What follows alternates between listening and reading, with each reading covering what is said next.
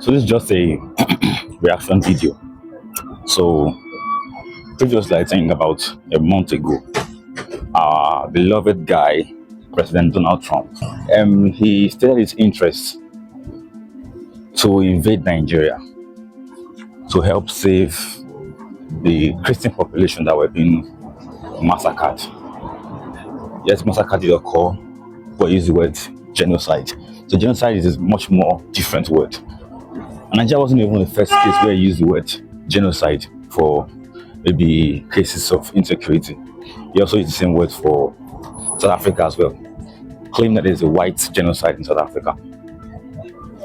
However, just I think on Thursday, I got the news that he seized some oil tankers off the coast of Venezuela, which is quite an irony because Trump claims his exercise, his military campaign in Venezuela is one directed at the drug dealing cartel. I think is it the cartel of the sun or something like that. That he claims the president of Venezuela is a member of. So now you claim you are fighting drug dealers, particularly cocaine dealers, and then you are seizing oil tankers. So what's the relationship? What's the correlation between crude oil and cocaine? Or maybe they both have from letter C. C for crude oil, C for cocaine.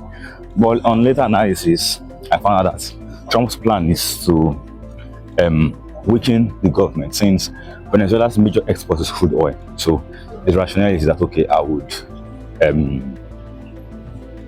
seize this crude oil, these oil tankers, and then keep them in the USA. And if I keep on doing this, I'll force President Maduro of Venezuela to give up office.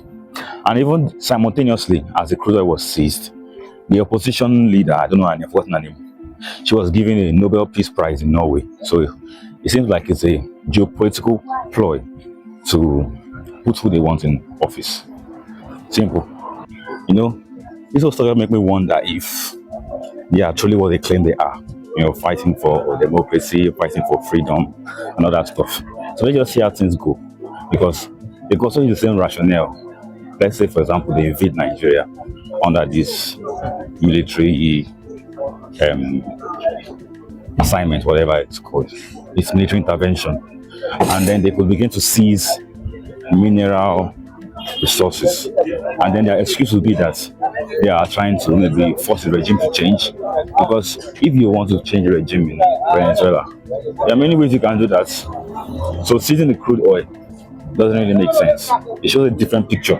And I feel that if they visit Nigeria under a military intervention, we could have similar circumstances, similar issues, similar cases where key strategic mineral resources are being siphoned by the invaders. And just reminds me of the visit that Trump had to China, I think a few weeks ago. I can't remember exactly the exact date. But then one of the things they forced China to do was that China must buy US soybeans, and that China must also sell their mineral resources to the USA. So everything is about resources. Yes, power, geopolitics, but very few of it is about democracy and human rights. It's more about what they are to gain, what they are to benefit from this.